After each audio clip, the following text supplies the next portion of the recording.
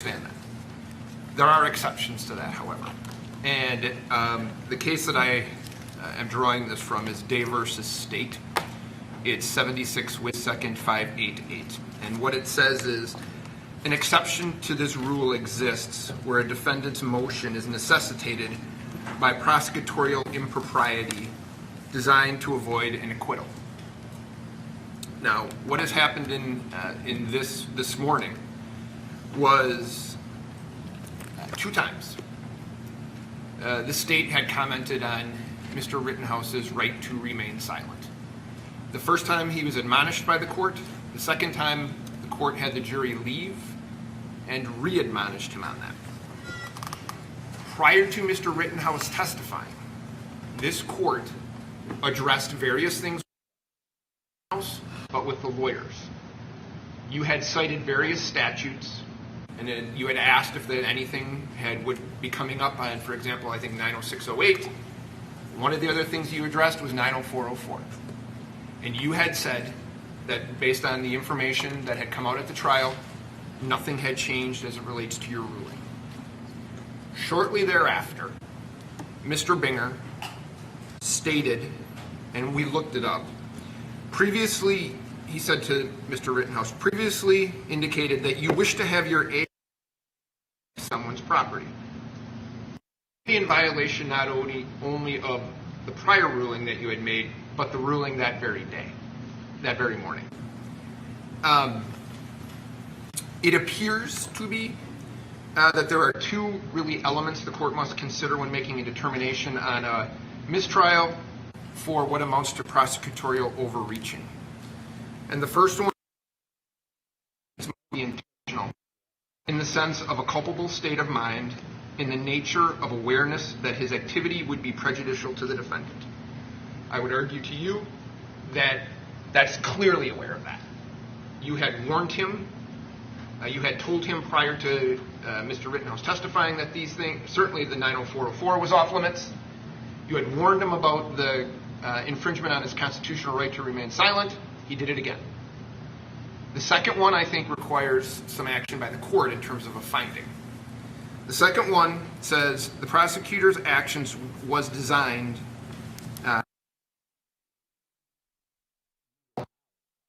another chance to convict. That is, to provoke a mistrial in order to get another kick at the cat because the first trial is going badly, or to prejudice the defendant's rights to successfully complete the criminal confrontation at the first trial. Now, the case that I had cited is a Kenosha case, State versus Coping. Copening? Yep. 100 with 2nd 700. Copening? Yes, sir.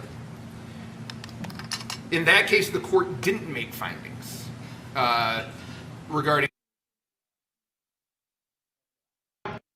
my role to sit here and say who's winning. I don't think that's necessarily what I'm supposed to do. But I think the court has to make some findings as it relates to the bad faith on the part of the prosecutor that the actions that I had talked about were done in bad faith. Then I think both elements for mistrial with prejudice have been met. And I think under the circumstances, based on what I've put forth on the record, I would certainly ask the court to consider those with prejudice. Thank you. Thank you. State? Your Honor, I would like an opportunity to more fully respond to this with a little bit of research. At first blush, though, and I reserve the right to present case law and additional sites to the court, but I do want to point out for the record that the defendant has presented interviews to at least one media source and at least one online source since his arrest. And there have been questions about that night. There have been questions about what he did, things like that. He has decided, probably on advice of counsel in those circumstances, not to give a statement in the media about what happened, but he is talking about his family life, he's talking about his friends, he's talking about the circumstances of the case, he's talking about how this has affected him and things like that. So my point in asking those questions was, you have agreed to talk to the media, you've agreed to talk about yourself, you've agreed to give interviews, but until now, this is the first time you're explaining your actions. And so I wasn't referring to his in-custody statements. In fact, I never asked either detective about what the defendant told them. He actually starts to tell them some things, and then he says he wants a lawyer, and they stop him. They Mirandize him first, by the way. Then he starts to tell them some things, and he says, but I want to talk to my lawyer, and they're like, okay, we're done. So I'm not referring to that. I didn't ask any questions of the detectives about that. But since this, the defendant has spoken to the media. He has talked about his life, about circumstances related to this case. He just hasn't given his exact version of events that night. So his voluntary discussion to speak to the media has nothing to do with the Fifth Amendment. That is his own decision. And if he's going to pick and choose what he wants to talk about in those voluntary interviews with the media, then I think that's fair game. It doesn't implicate his Miranda rights. It doesn't implicate the Fifth Amendment. He's making his own voluntary choice. Well, wait a minute. You don't think he could give an interview about his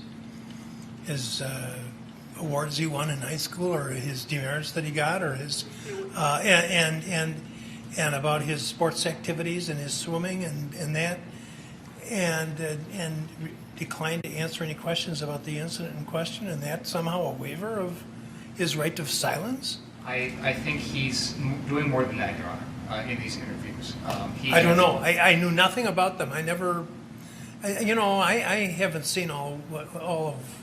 I haven't seen probably 1% of all the evidence, which is pretty typical, as you know. So I have no way of knowing it.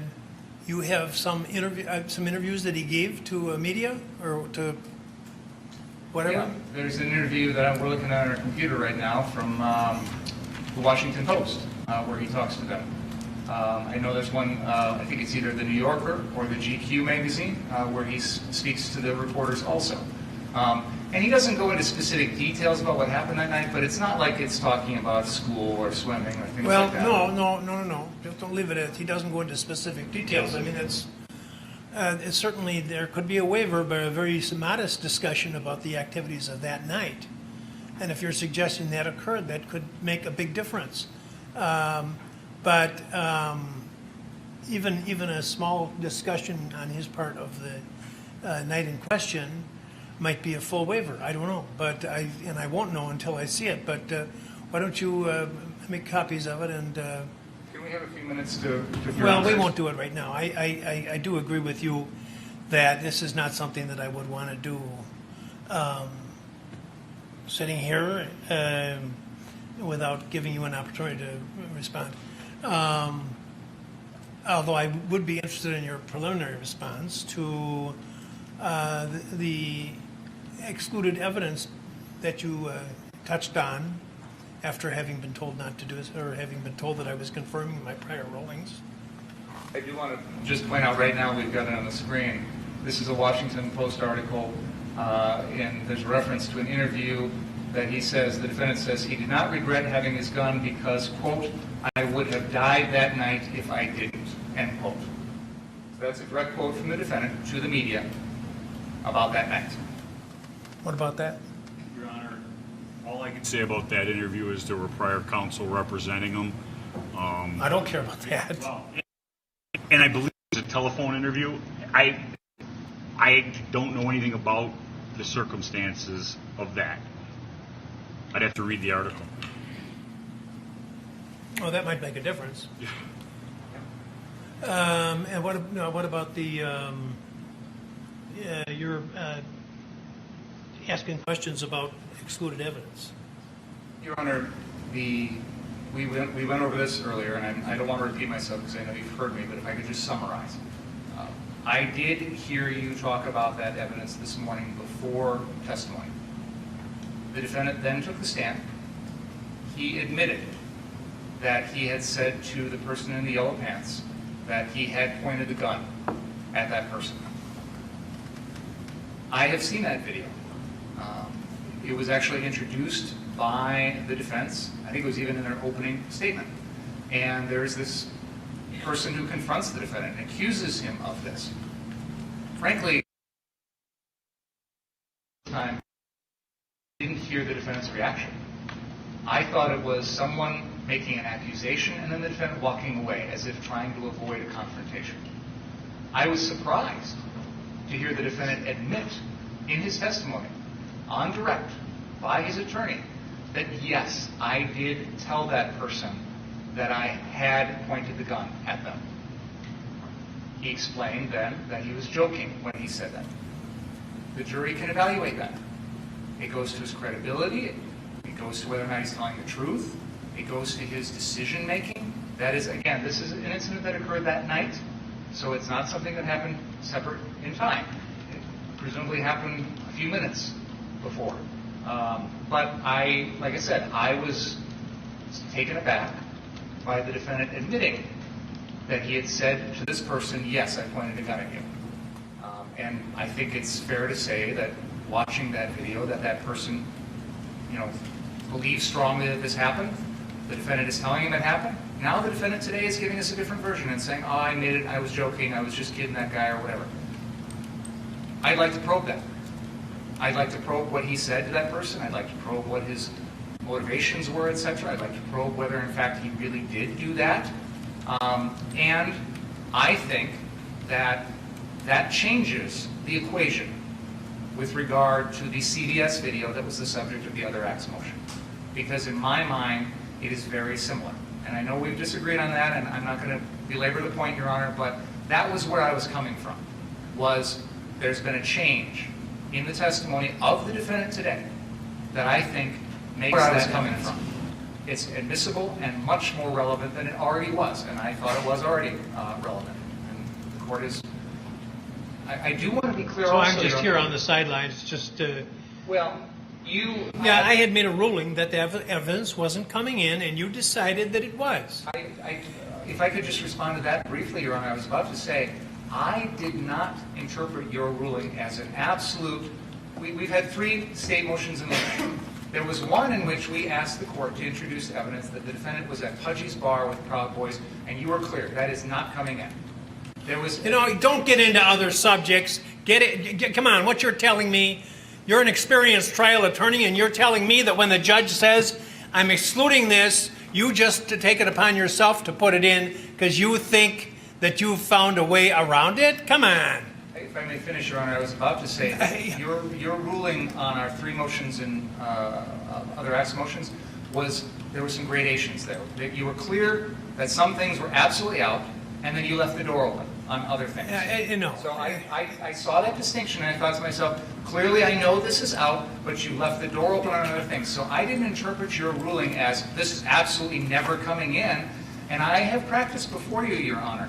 I have filed other acts motions before you. Your practice oftentimes is to reserve ruling on those until you see the evidence. And I think you even said something to that effect at our motion. I undoubtedly did. So I thought, this is my good faith explanation to you, and if you want to yell at me, you can. My good faith feeling this morning after watching that testimony was you had left the door open a little bit, now we had something new, and I was going to probe it. I don't believe you. There better not be another incident. I'll take the motion under advisement. And you can respond. When you say that you were acting in good faith, I don't believe that, okay? Let's proceed. Everybody in good faith. All right. Would you come up, please, Mr. Rittenhouse? I do have, Yeah. Your Honor, Yeah. I do have another item that I want to raise before the jury comes in and raise it with you. There was another acts motion with regard to the defendant being at Pudgy's bar after a court appearance in January in which he poses for selfies wearing a shirt that says free as fuck.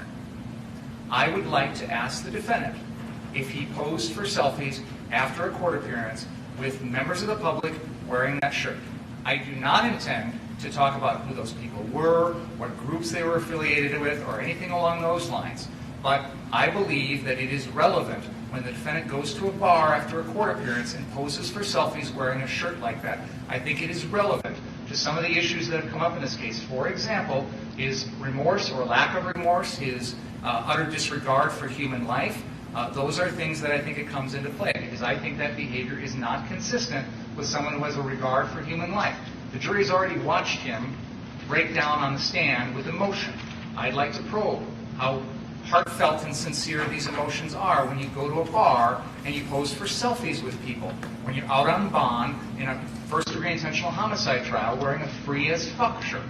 So, as I said, I want to use the photograph. I'm not going to talk about any of the people or who they were from. In fact, the photograph I'm going to use has actually got their faces blocked out, so we won't see any of the people in the crowd. We'll just see the defendant standing with a group of people for a selfie with that shirt on. That's as far as I want to go. He keeps doing the hand sign. He already referred to him as Proud Boys. Nobody got an opportunity. First of all, you've made a ruling on it, and it was clear prior to him testifying. So part of this is, would we have raised it? Would we have brought it up if we would have known that it was going to be coming in? We have done there's been nothing to open this door, Judge. Nothing that has been said to open the door about what happened 4 months after this is relevant in any way to what happened that evening. That is part of what the court had ruled. You had said 4 months after, I don't see how that goes to any 90404 type of admissible evidence. So my argument is, A, you ruled on it previous to him testifying. You confirmed your ruling, which you had made previously, where Mr. Binger just said you had shut the door on it.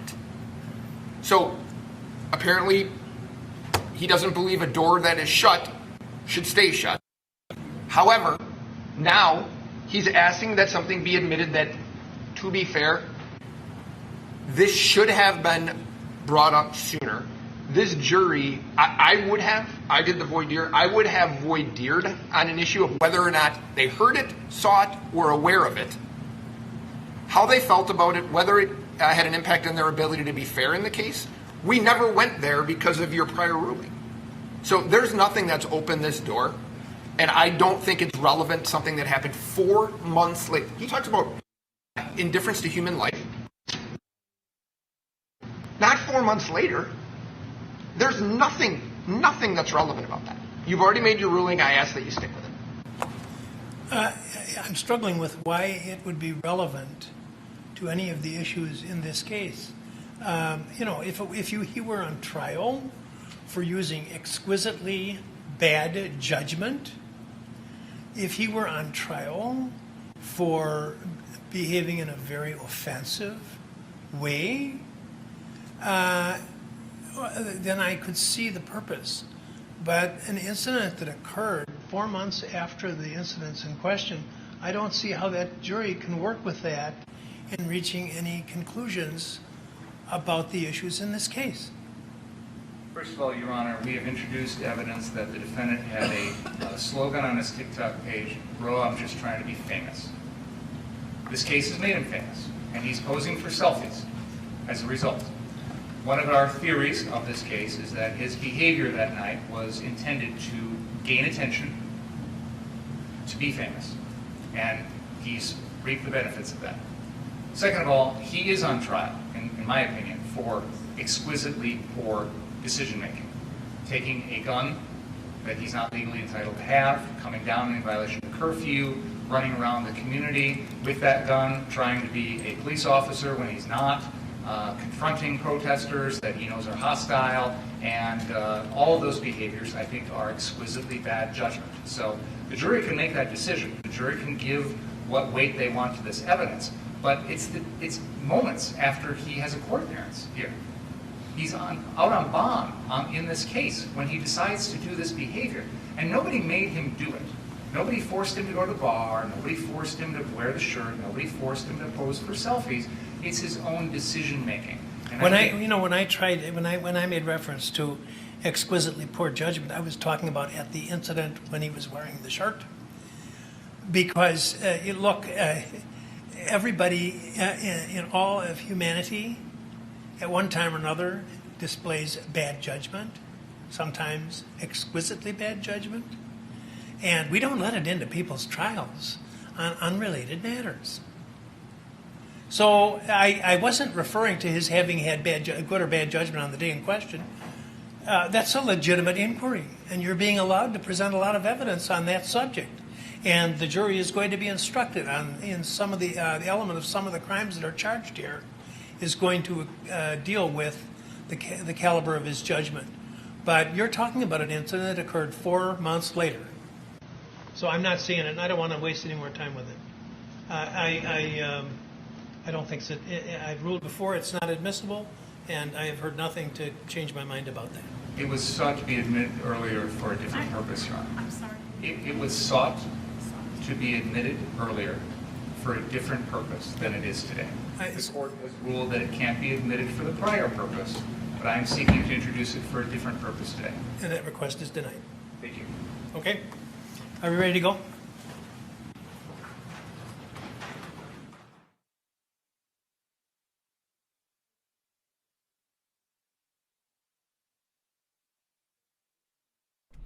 Interesting. I'm gonna see what's going on. I have a different source for the same feed, but the feed seems to be better, so I'm gonna switch it out really quick.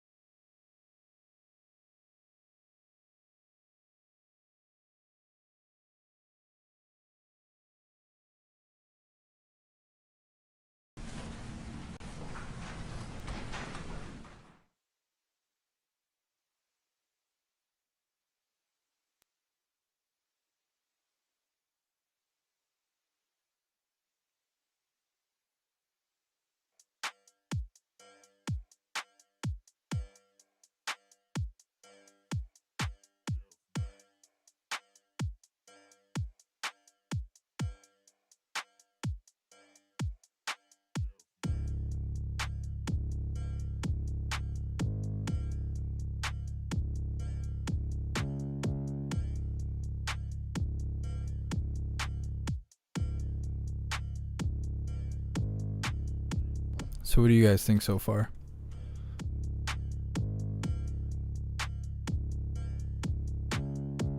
Should it be a mistrial, or do you think they should keep going?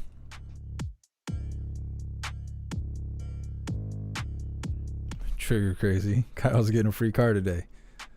I don't know about all that.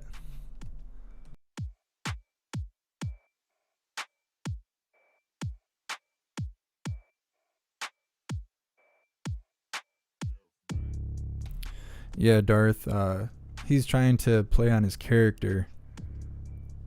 They got the TV muted right now. I wonder what this prosecutor's saying. He's trying to play on his character. He said he wasn't going to talk about what group they're with, but then kept referring to them as Proud Boys. I don't know. He was just being a snake. The prober. I know he started talking about probing, and it was like, come on, guy, don't say that. You guys think it should be a mistrial? It's with prejudice, so that means that they can bring it back if they decide to do so.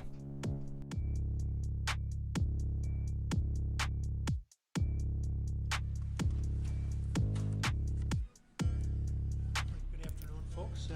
And Nicotine, son, sustain the it doesn't necessarily mean that it will continue. It can be brought back. It doesn't necessarily mean that it will be brought back.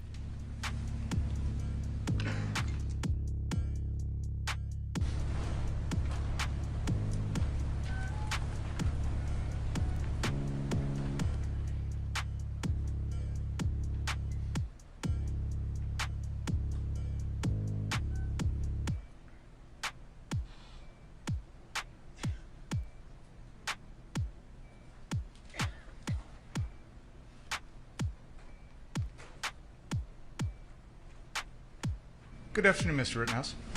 Good afternoon. You testified earlier that there were times that evening when Mr. Rosenbaum had threatened you. Is that right? Yes. And you described him as wearing a red shirt with a blue bandana. Is that correct? At certain times. Yeah. When he threatened you, that's what he was wearing? I believe the first time he threatened me, he was wearing a red shirt with the blue bandana. The second time, he had it wrapped around his face. Had what wrapped around his face? His T-shirt. So he wasn't wearing a shirt the second time around. Correct. And you indicated at one point you thought he had a chain in his hand? I believe so. When he made the threat to you with the red shirt on and the blue bandana, did he have the chain in his hand? I think one of the times he did. Okay, and so which of the times was it? I can't recall off the top of my head. I think it was the time when he was threatening to cut people's hearts out. And I don't need to know the threat, I just need to know which time it was. Was it the first time or the second time? Second time, the second time. What was he wearing the second time? He was masked. Well, the shirt wrapped around his face. And he didn't have a shirt on his torso. Correct. Okay. And you could see when he didn't have a shirt on his torso that he didn't have any gun tucked in his waistband, correct? I wasn't paying attention to that. I was behind Joanne Fiedler. I was somewhere over there. So how far away were you from Mr. Rosenbaum when he made the second threat? By 10, 15 feet. I'm not really certain. But you were close enough to hear the words out of his mouth. Yes. And you took that as a threat to you personally? I took the first one where he said, if I catch you alone, I'm going to kill you. I took that as a threat to me personally. The second time, I took that as a threat to the group. Can we have that photo, Exhibit 138, up on the screen, please?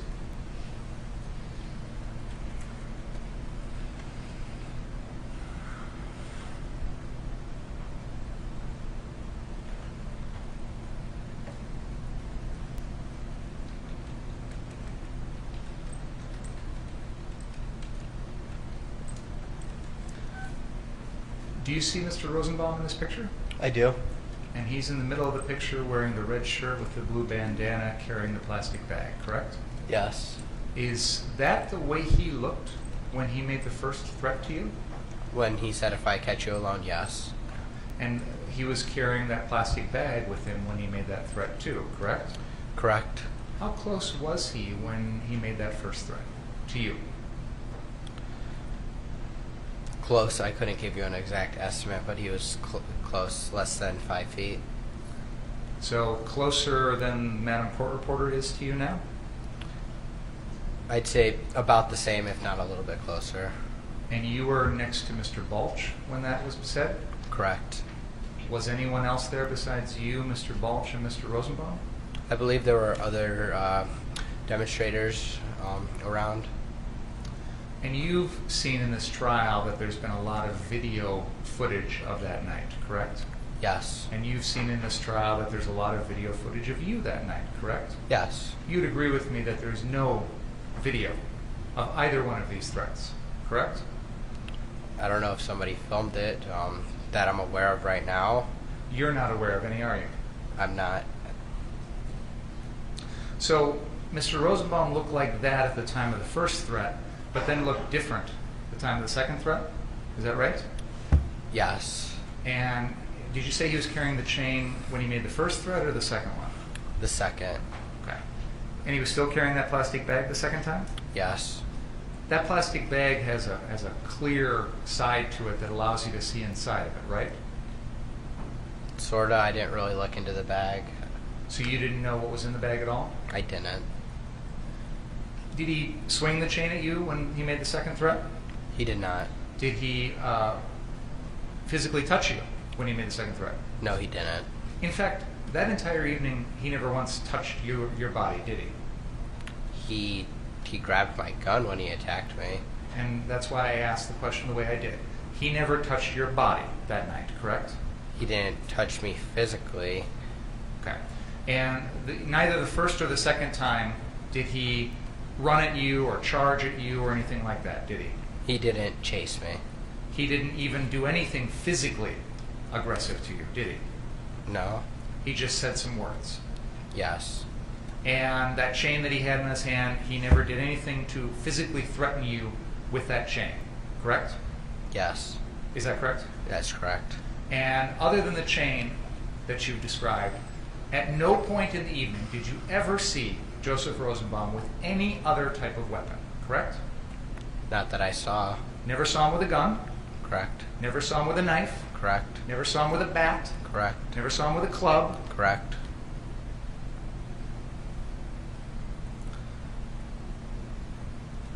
How far apart in time were these two threats that you say Mr. Rosenbaum made to you?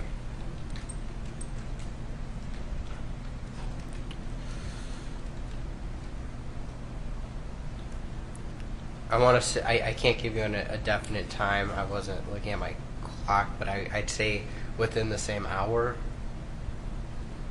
And both of those threats occurred while you were on the 59th Street property? The second threat happened at the corner, and the first threat happened towards Ruther Central High School. Okay, could you use that laser pointer and point out on that map where the first threat occurred?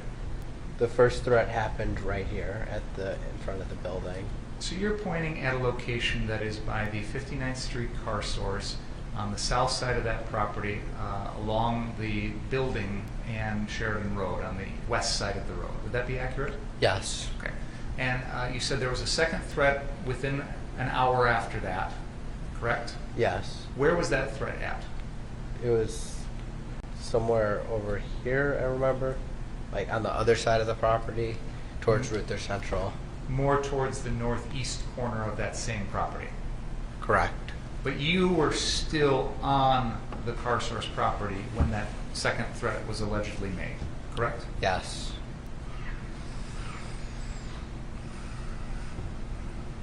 Did you remember what Mr. Rosenbaum had said to you later on when he's confronting you at the 63rd Street car source? I took a mental picture of his face. When he said those threats, I recognized that was him that said that when he started chasing me. So when you are running away from him at the 63rd Street car source, you're thinking to yourself, this is the guy who had made a threat to me earlier. Is that fair to say? I was thinking this is the guy that said if he catches me alone, he'll kill me. As I'm running away from him. The reason I asked Mr.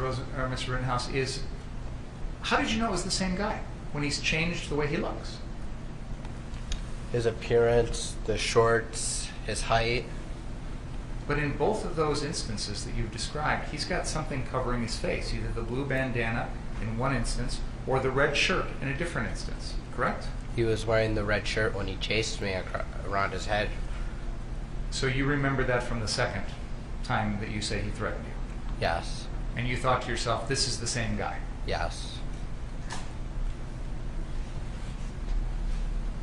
So when you eventually were getting to the point where you're going down to the 63rd Street car source, right before the shooting, you recognized him as you're following him down the street, didn't you?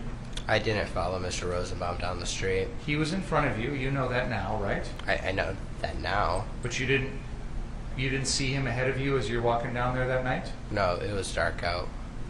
But you, at some point as you get close to the 63rd Street car source, start running towards that lot, right? Towards the fire that in the Duramax. And Mr. Rosenbaum is running ahead of you, isn't he? I don't believe so. But you decided you needed to run because of the fire in the Duramax? Yes. Why? What was so urgent? It was a fire. There's fires all over the place, so? I was getting to the fire to put it out. We'll get back to that in a second.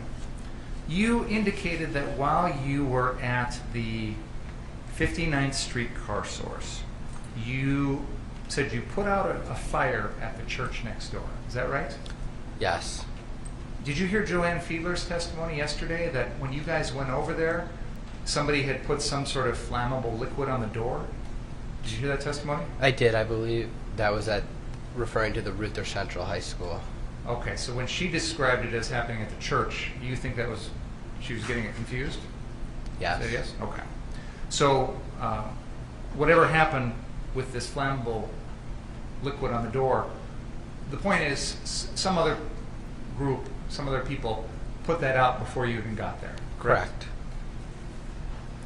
Why did you feel that you should go around off the 59th Street car source property and put out fires? To make sure my community didn't get burnt down and help. And when you say your community, you mean Kenosha? Yes. Again, you're from Antioch. You're not living in Kenosha at this time when this all happens, right? My dad lives in Kenosha. Lots of people live in Kenosha, but you didn't, right? My residence was in Antioch. Okay. But you felt like you wanted to do things to protect this community. Fair? The community that I was part of, yes. And you felt like it was appropriate for you to take matters into your own hands to put out fires, for example. To put out fires by using a fire extinguisher, yes. Even though they weren't on the 59th Street property, correct? Correct. And were there other things that you decided it would be appropriate for you to go out there and take care of off the 59th Street property that night? I was walking around and asking people if they needed medical help.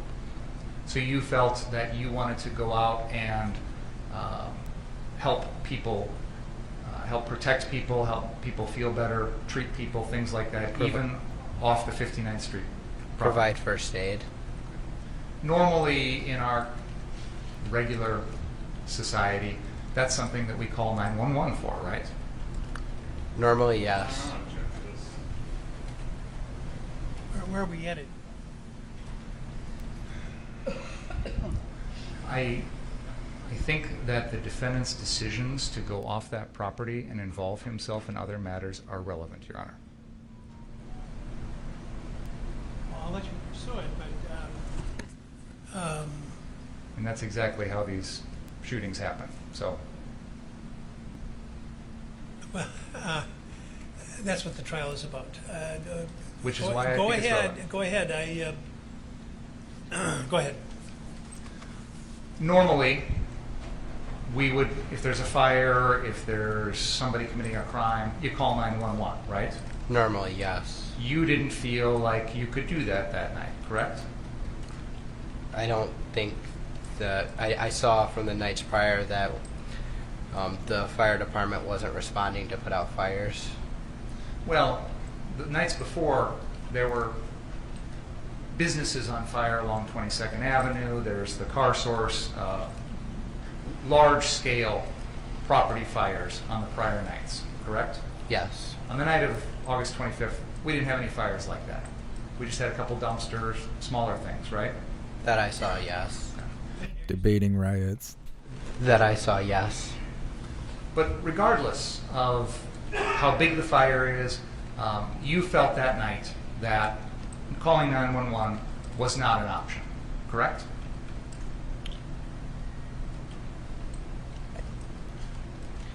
I didn't feel that if I called 911, anyone would show up. Which is why you decided to take care of it yourself, correct? To provide first aid and put out fires. To do the things that normally we would expect the police or the fire department to do, correct? To help people, yes.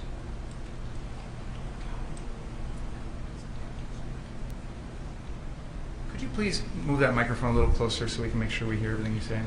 You can adjust it if you need to move it a little closer. Thank you. Let me, well, if you permit me to interrupt for just a moment. How's the temperature? How many are comfortable the way things are? Okay, I won't even ask the other side. There. See you ice cubes, there's nothing to worry about. It must be blowing differently here. Go ahead, Mr. You came to Kenosha that night armed with the AR-15 and no other ways to physically defend yourself, correct? I had an AR-15, yes.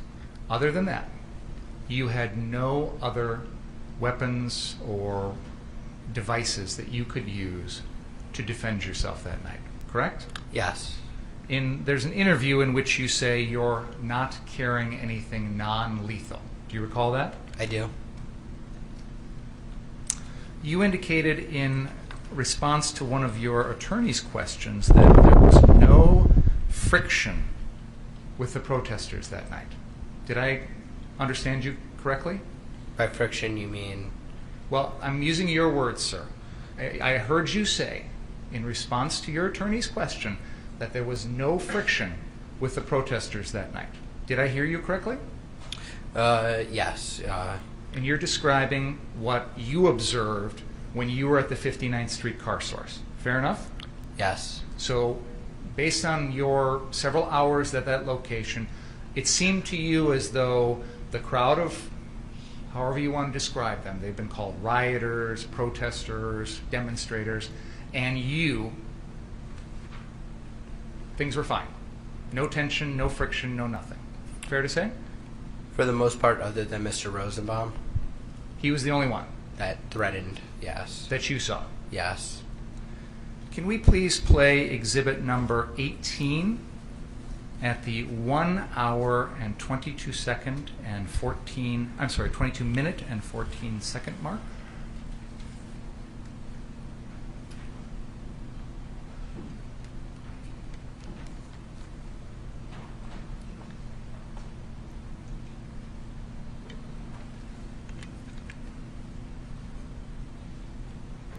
This guy's such a trash bag.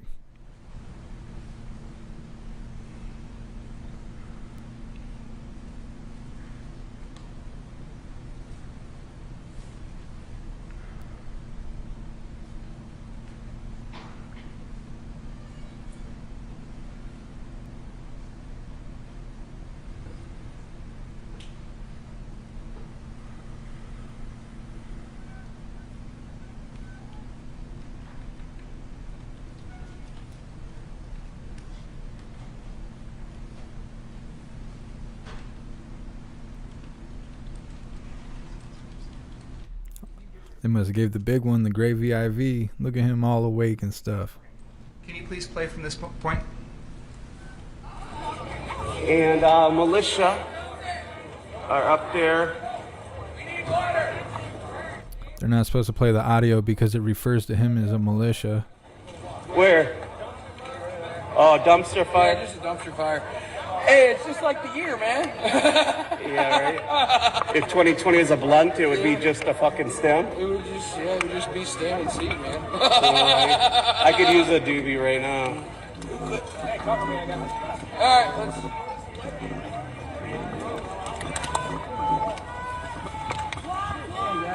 Morning. How's it going? You guys want to fuck around and find out? Hey.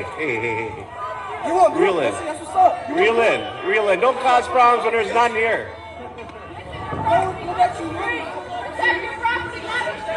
Yeah, that's true. Just stay on your property. Otherwise, there's way too many of them there.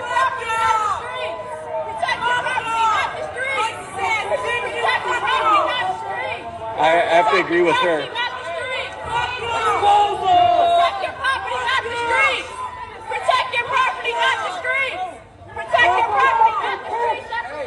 I have to agree with her that they shouldn't be on the street.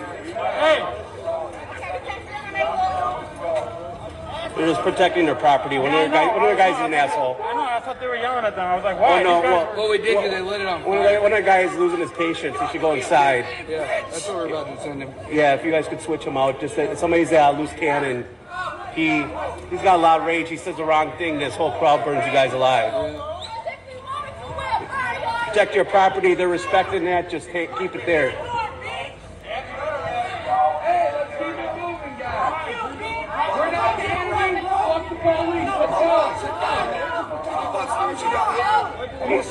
Dude, he's just trying to protect his property.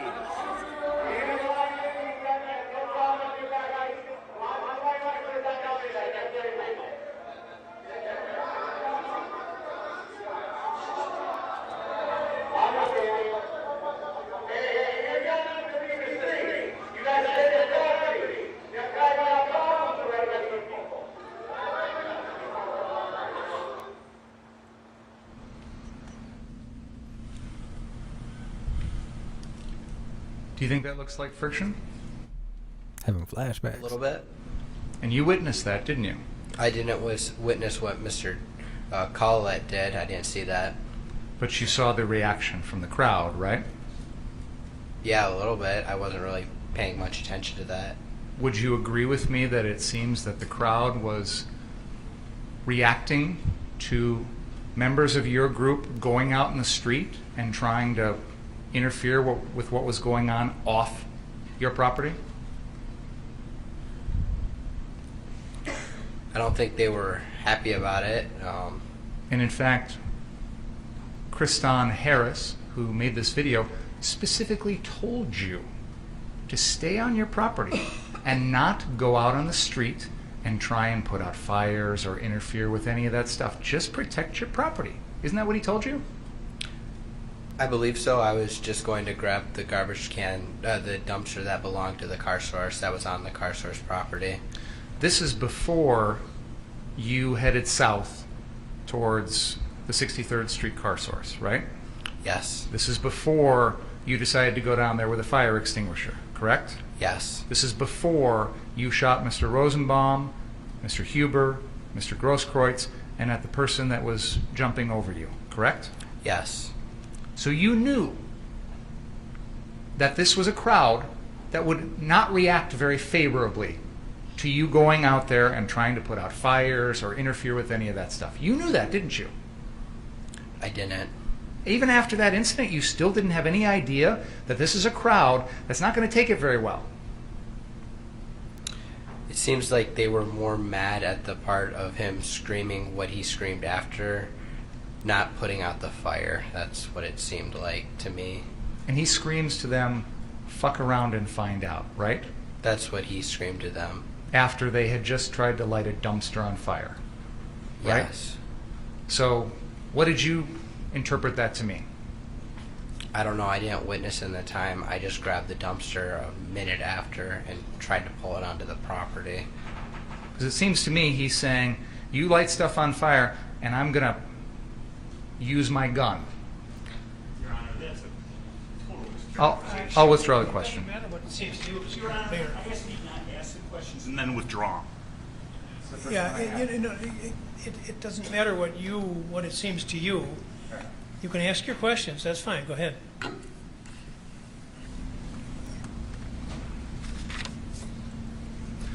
It was shortly after that incident that we just watched where you were interviewed by Richie McGinnis, correct? Yes. And you said you've never heard of him, never dealt with him before this night? I have not.